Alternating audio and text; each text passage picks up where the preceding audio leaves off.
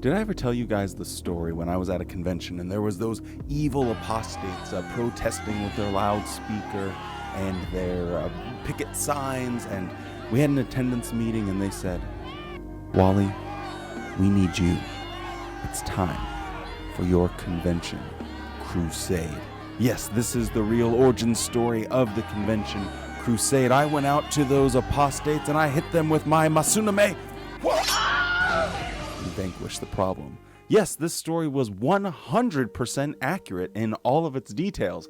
Thank you so much for joining me on the JW Thoughts channel. My name is Wally, and today we are going back in time because yesterday's video I made a little bit of a whoopsie when it comes to when it came to saving files and deleting files, and yeah, so ended up deleting the wrong thing. So here we are again going back in time. So we saw part of the end of the saga, but now we get a little bit of the meatier details and see what was going on with our two sisters that got into a little bit of a fight. They almost came to the point of going to fisticuffs. Fisticuffs! Crossbow! Oh dear! Anyway, thank you so much for joining me. Drop a like on the video, subscribe to the channel. I hope you're enjoying the crusade, and let's do this thing with some finger guns.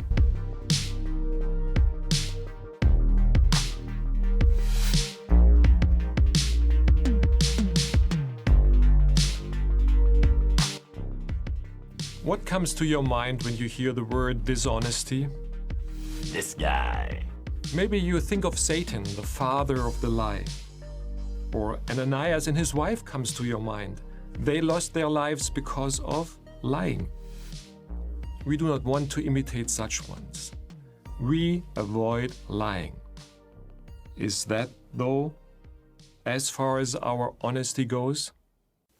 So I made a couple videos a week ago, 2 weeks ago, where I actually broke down some biblical examples where the New World Translation had been artificially changed and there was zero precedence for doing so, where they literally just go and make funny with their Bible in order to manipulate people. And they call themselves experts. They call themselves relying on the most accurate scholarly works, when this simply is not true. So I'll link a little, in case you guys haven't seen it, a card in the video right here, and you can check those out. But basically, it's demonstrable that the governing body have been caught just lying to people. Dishonesty includes, and please take note of this definition, intentionally leading someone to a wrong conclusion. Write that down, write that For down! example, by twisting the truth or by providing only certain details, we endanger our peace with others. Oh my goodness! Be on alert for deceitful people that will leave out details. I can't imagine a group out there that would leave out important details. Oh wait, my mistake. They keep secret guidebooks, secret rule books that only certain people have privilege to seeing.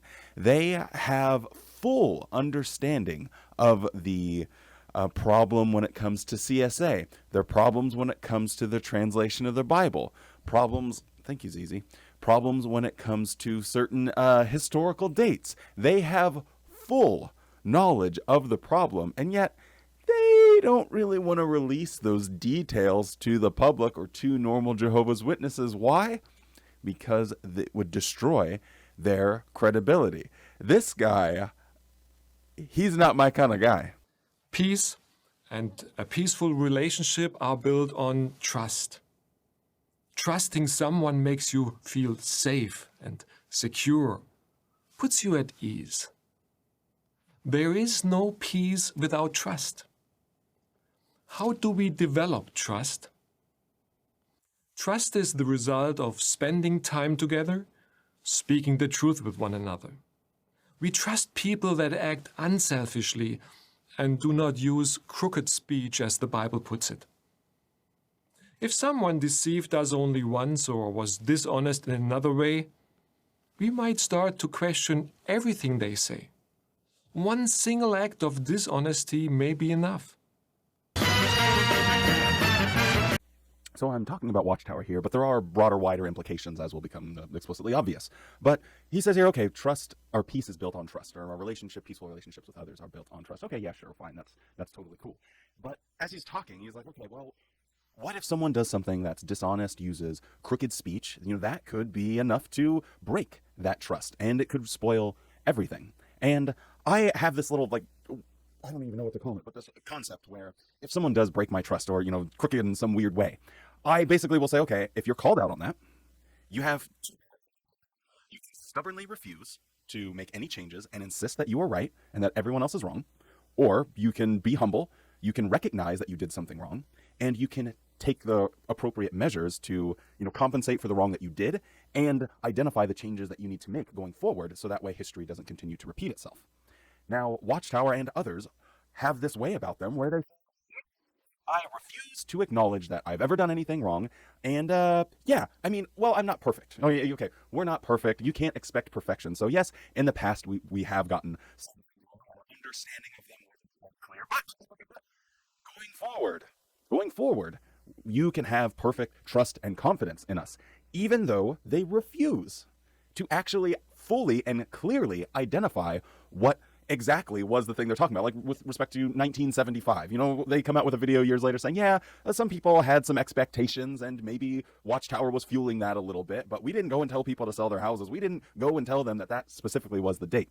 Now, is that a disingenuous thing to say? Well, absolutely. Go on JW Facts and look up the 1975. He breaks it down there really, really well. And I just think Watchtower never takes this, hey, we need to apologize.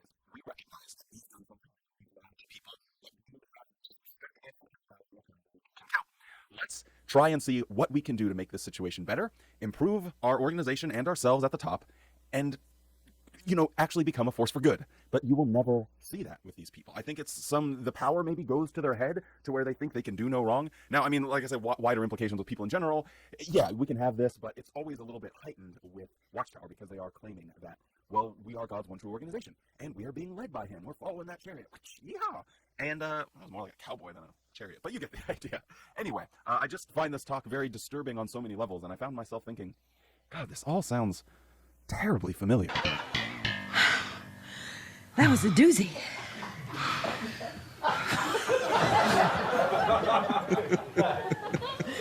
It can ruin their reputation. As bad as this is, dishonesty has the potential to create even greater damage. Dishonesty can be compared with a highly contagious virus. Dishonesty breeds dishonesty. People who have contact with deceitful, dishonest person are in danger of being infected. That is the dumbest thing I think I've heard in this entire convention. Well, maybe not the dumbest, but no. If I have contact with dishonest people, you know what I do? I call them an asshole and I don't talk to them anymore. It's like I don't suddenly find myself becoming dishonest as well. Oh no, I followed someone on Twitter and they said something wrong. Now I might say something like, what? I don't understand where this is coming from. It makes zero sense. Dishonesty might not only wreck one relationship, but multiple relationships, putting the unity and peace of the whole group at risk.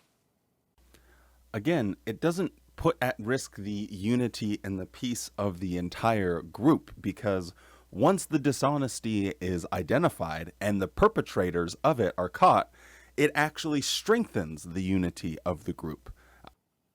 Let us now continue to watch the next segment of the dramatization. We left Emily and Celia sitting in a coffee shop.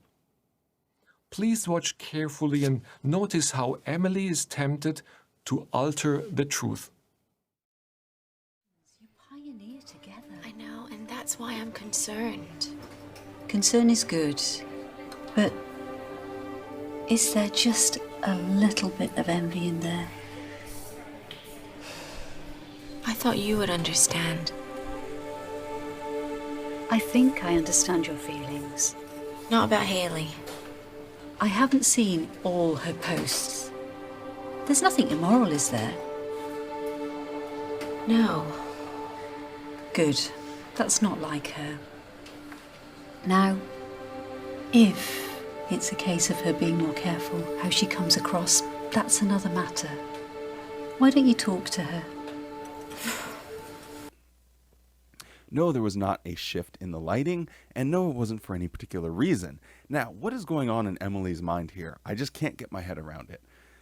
Haley's business is predicated and built on the idea of improving one's looks.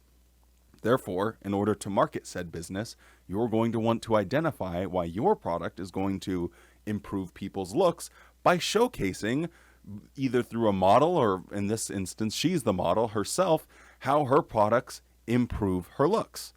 That's so, like, elementary. This is a child would understand this, and yet she's so upset. But clearly she wears makeup, she wears earrings, she knows what's going on here. Does she drive around and see a billboard for a perfume and just go, oh, look at that boastful, haughty person, oh my God? Does she walk up to a dairy farmer while drinking milk and eating ice cream and say, how dare you making that milk and being all proud of it? God, milk is so disgusting. What's wrong with you? Like, this is so poorly thought out by Watchtower. It just comes off as so incredibly, like genuinely incredibly ridiculous. But hey, we're here for it. Maybe. Emily, you are a beautiful spiritual sister. Why does no one call her out and say, dude, you need to relax, you're acting insane right now? No, instead, what does she say? You're a beautiful spiritual sister. This is the female equivalent of Elder's voice, I suppose. She had the cadence down spot on. You know, for years, I had a bad habit comparing myself to others. My own insecurity hurt me and my closest friends.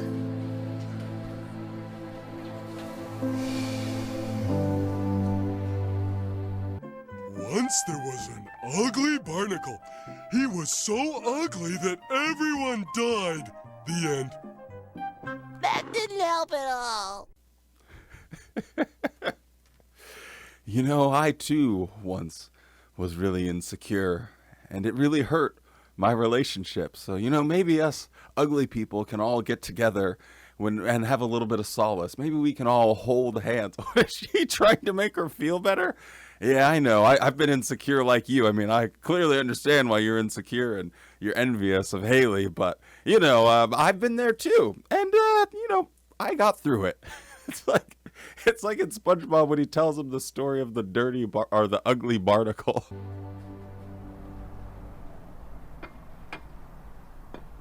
So you don't think I should have spoken to Celia? Oh, I'm glad you've asked Celia about it. Someone you trust. What did she say? Well, she definitely understands how I feel. Good. And about Haley's posts? Well, she hasn't seen everything she has out there. She did say that Haley needs to be more careful how she comes across.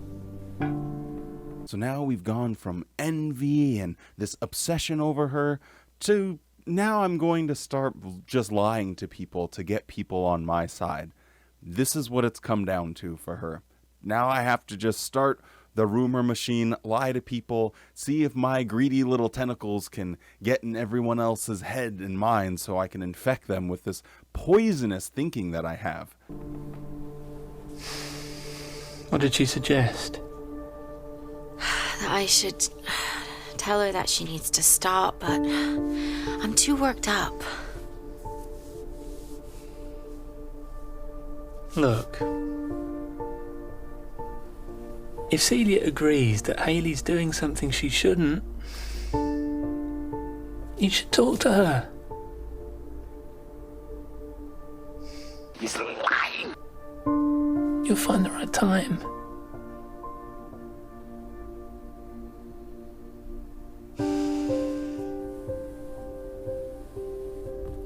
Thanks for understanding. I'm hungry. Can you say the prayer? Sure. Jehovah, we would like to praise you for your generosity and kindness.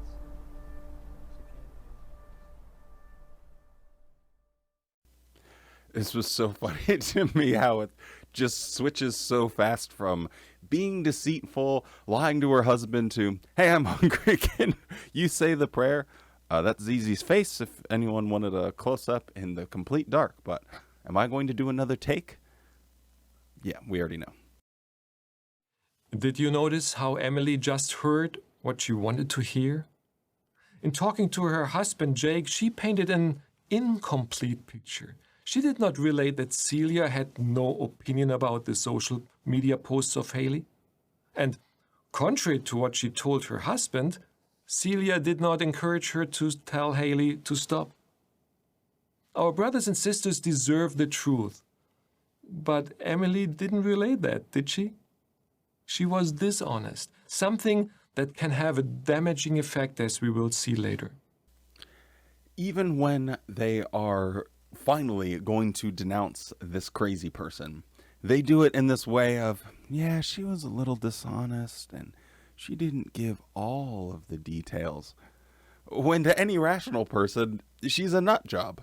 How can we put away dishonesty? The answer is by considering the consequences of dishonesty and honesty. This will help us to do the right thing. I'll give you guys the hidden jitsu here. I'm just turning one light on if you're wondering why, because my lights get extremely hot, and I can reach this one, but I can't reach that one. I'm sure I could do it with my phone, but I can't reach my phone at the moment, and I don't feel like getting up. Anyway, it is incredible how they just talk to people like they're children. Now, how can we figure out not how to lie anymore, Tommy? Consider the consequences. It's like, really? They just like boil things down. They have these adult problems that they're dealing with in such a childish way. It makes it absolutely hilarious. Brother Patrick LaFranca, a helper to the Personnel Committee, will now present the next talk of the symposium, Put Away Peace Wreckers, Harmful Gossip. I have to say, this was one of the most annoying talks that I've heard so far in the convention. Anytime they come in and talk about the importance of being honest and the importance of being earnest, or they talk about how harmful using even deception is, or not giving all of the details, it just really, at my very core, irritates me, because I just know from, hearing everyone in comments or the people that call or email, all of the damage that their lies, their deception does. And it makes me want to go on the convention crusade. Yeah, it might be a lot of hours and hard work to put in, but you know what? It's worth it, because my God, these people are so messed up and they're genuinely hurting people.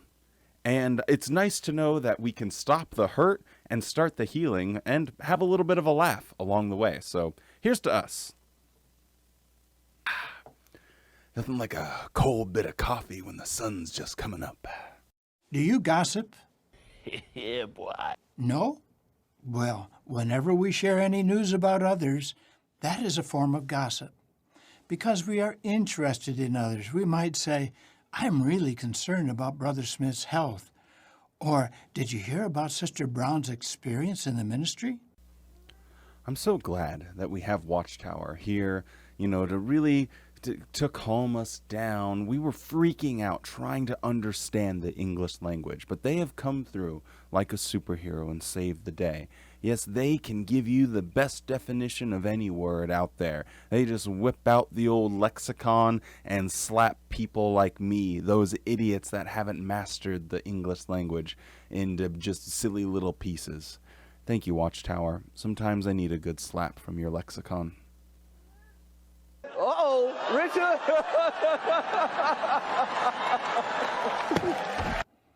Is this type of gossip harmful? Generally not. Still, we need to be careful. At 1 Timothy 5:13, Paul spoke out against certain sisters who were gossipers and meddlers in other people's affairs.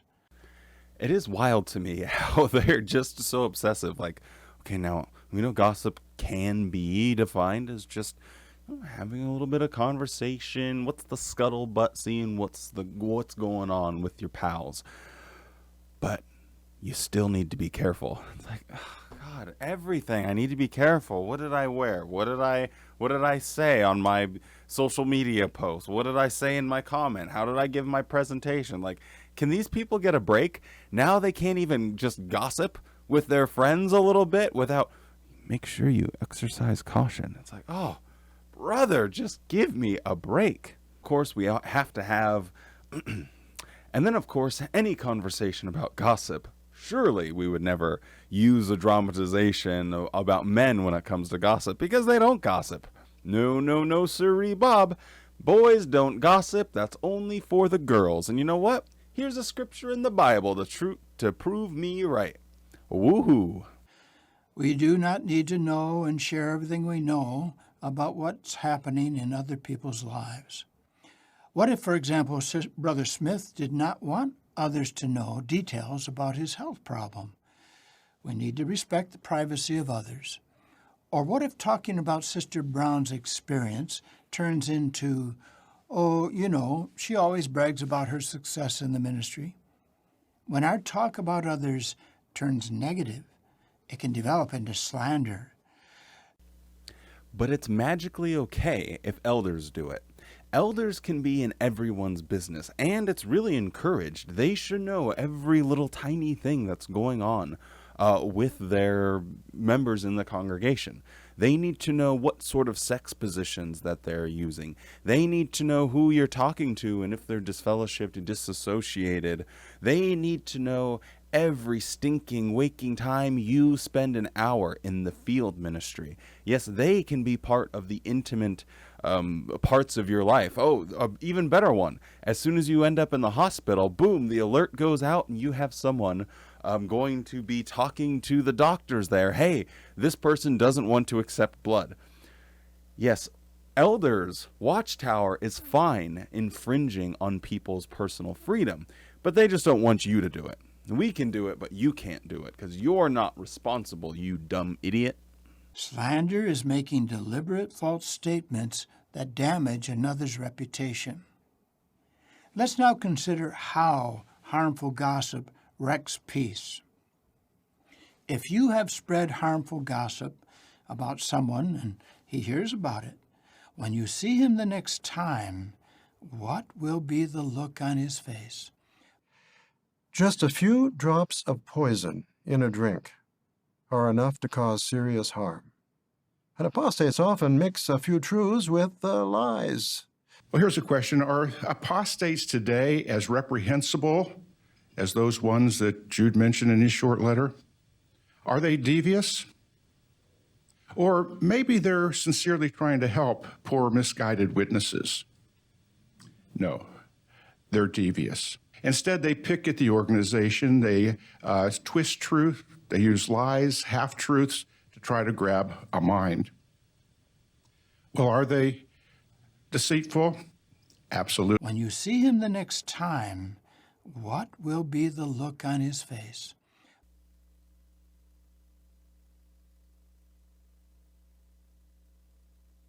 Listen to this old Jewish story.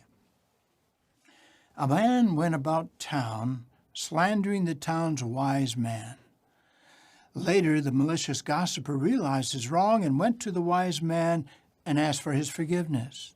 He offered to do whatever was needed to make amends.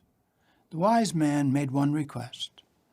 He told the gossiper to take a feather pillow, cut it open, and scatter the feathers to the wind.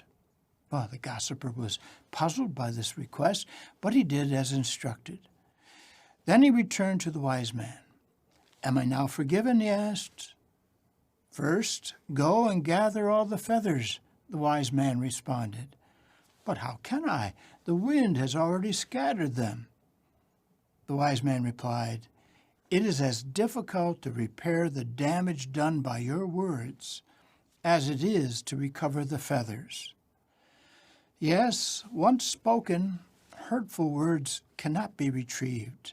Let's not scatter feathers in the wind. Well, I like this little story. Why not? It's an improvement over the normal illustrations that you get when it comes to Watchtower. But I do think it is interesting, at least for me personally, reminiscing on my time being a Jehovah's Witness and reflecting on the difference of how people are outside of the organization.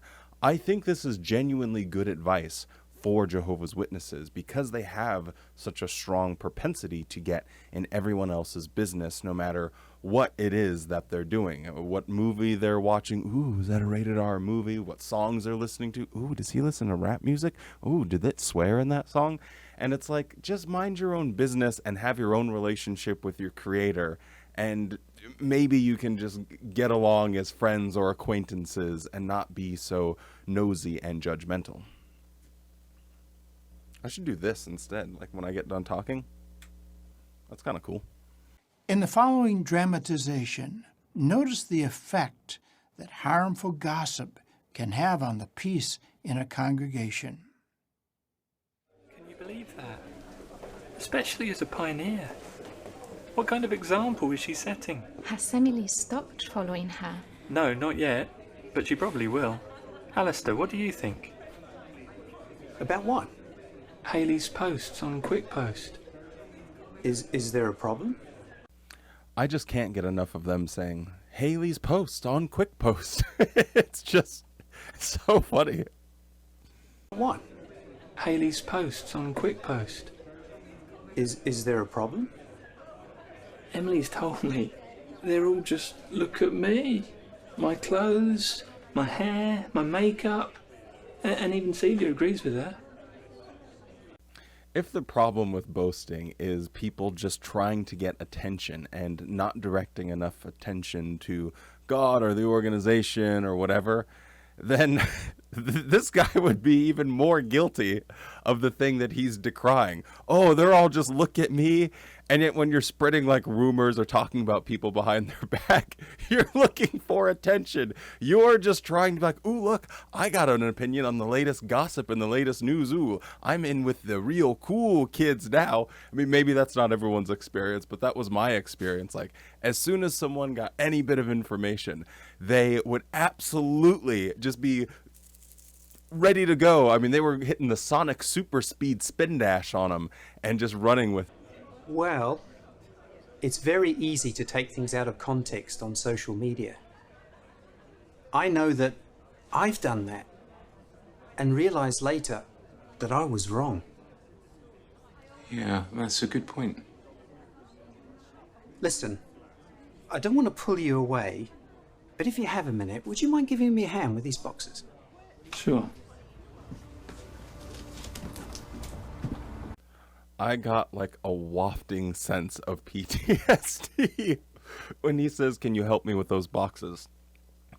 God, just all the time when you show up to meeting and you're talking to your friends and an elder walks up, hey, can you help me with these boxes? Hey, can you help? Like, oh, doing the literature and, oh, okay, we got to sort it now and everything. God, it was annoying. Anyway.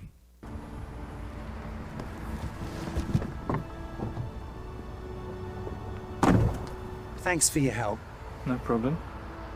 Jake, back in the hall, I know you were just expressing concern, but here's something to consider. This principle is one of my favorites. It's found in Proverbs chapter 18 and verse 17. The first to state his case seems right until the other party comes and cross-examines him.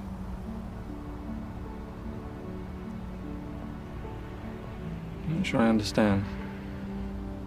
It just means that sometimes we only hear one side of a story. And until we personally hear both, it's best not to draw any conclusions. And even then, if it's something negative, we wouldn't want to spread it, any more than we want something spread about ourselves. Guess I hadn't considered that. Thanks. I'm going to apologise to Harry and Marie. And have Emily talk directly to Hayley. Good idea. Ah, yes, now the boys can all get in on the action, and they can be the ones to put an end to the gossip. If you just left it to the sisters, we know that it would go on forever, and it would be this whole big deal. But how grateful we are to have these men come around with their blue suits and really slap us with their wisdom to get the problem solved. That's what men do. They get the job done, damn it. Did you notice what Jake said after the elder graciously helped him reason? Over there at that creek, man, I found a couple of soaps on the arrowhead. On Proverbs 18:17? He said, I had not considered that. Yes, Jake just did not stop and think before he said those negative things about Hayley. It's good to know that Watchtower will be taking their own advice going forward and will always stop and think about the ramifications for the things that come out of their faces. So before we say bad things about others, we need to meditate. Now, this does not mean a long, drawn-out process. It just requires a little thought. What thoughts could have stopped Jake from repeating his wife's negative view of Hayley's post? He could have asked himself, is what I am about to say true? Is it kind, loving?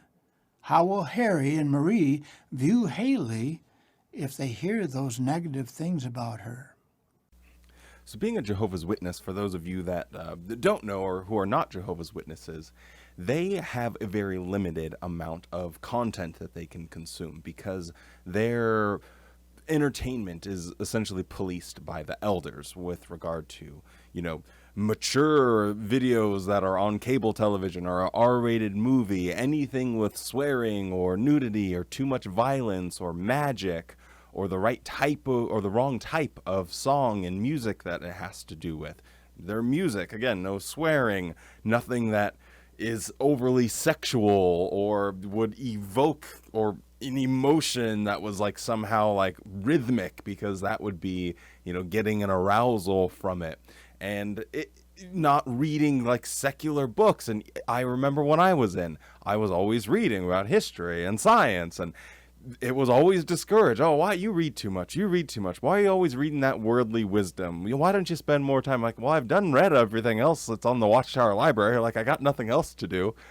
And when you have that, what happens is you turn to the people around you for topics of conversation, because you have such a limited pool of topics to discuss with your brothers and sisters. I know Watchtower has a fantasy about, well, they can talk about the meetings and the things they learned. Nothing. It's the same thing they've been saying for 100 years with slight variances. Not a whole lot to talk about when you're inside of the organization. A lot more to talk about when you get on the outside of it. They want, well, you can talk about your great experiences you had in the field ministry. No one has great experiences in the field ministry, as evidenced by the amount of growth that they're having. So what happens is you gossip. You have to talk about something. You can't just sit there out in service for 8-9 hours with someone and just be. So again, throughout this convention, I think I said it in one of the very first videos, but Watchtower creates the problem that they're trying to now solve.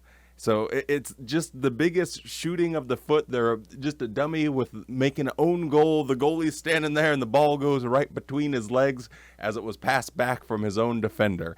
It just is so laughable that they can't see that they're the ones that are causing the problem and then trying to figure out how to fix the problem that they caused. Gossip requires a speaker and a listener. Is it wrong to listen to harmful gossip? Yes. Note what Proverbs 17:4 says. Can you imagine if Jehovah's Witnesses actually took this seriously? Which they won't, but anytime someone says, hey, did you hear such and such? And, no, I don't want to hear that. I don't want to hear that. So it's like are Jehovah's Witnesses now apostates as well, to where their entire community is just surrounded by people that just don't want to hear anything unless it comes directly from Watchtower? Like, what kind of world do you live in where it's like, no, this is my only source of information. I can't have anything else that differs from this thing that I'm used to. Oh, no. I don't get, like, the obsession with that. But my goodness, I suppose there are some people like that, so whatever. So what should you do? Without taking on an air of self-righteousness, you could simply say, let's change the subject. Or, I don't really feel comfortable talking about this. After all, she is not here to defend herself. Gossip's no fun if the person is standing right next to you. Duh. And if we find that a brother or sister likes to gossip, we may find it easier to avoid harmful gossip by stopping close association with that person. Proverbs 20, verse 19, frankly counsels, do not associate with one who loves to gossip. Oh yes, we have the new light, thrown at us here. We need to start the practice of micro-shunning. Not only if someone is fading away or disassociated or disfellowshipped, now it has to do with, even if someone likes to gossip too much, begin the process of micro-shunning. So, dear friends, let's put away harmful gossip. Doing so, we will maintain our precious peace and unity. Brother Kenneth Cook, a member of the governing body, will now present the final talk of this symposium, Put Away Peace Wreckers. Thus ends the dramatic lighting edition of Wally's Convention Crusade. Thank you so much for joining me on this wild ride. It's been a good time. I do apologize for the continuity error. It's a little bit like the Marvel multiverse universe. You're never really quite sure where things are going to fit into the timeline, but that is for you, the Brainiac audience, to put it all together. Hopefully I can fix it in the playlist section, so that way if you guys ever want to look at this convention, it's in its entirety, then you can have it in a semi-chronological order.